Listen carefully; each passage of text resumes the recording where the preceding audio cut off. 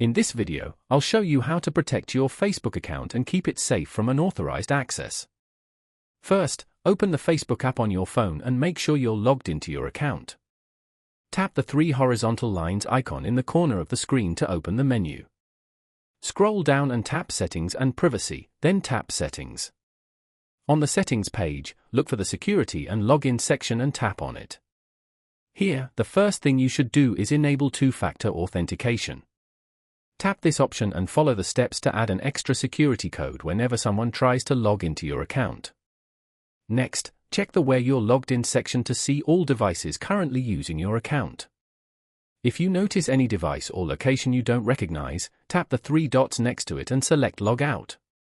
You should also update your password regularly. Tap Change Password and create a strong password that includes a mix of letters, numbers, and symbols. Avoid clicking suspicious links and never share your login details with anyone. Reviewing your privacy and security settings regularly can help keep your account safe. If this video helped you, don't forget to like the video and subscribe to the channel for more simple and helpful tutorials.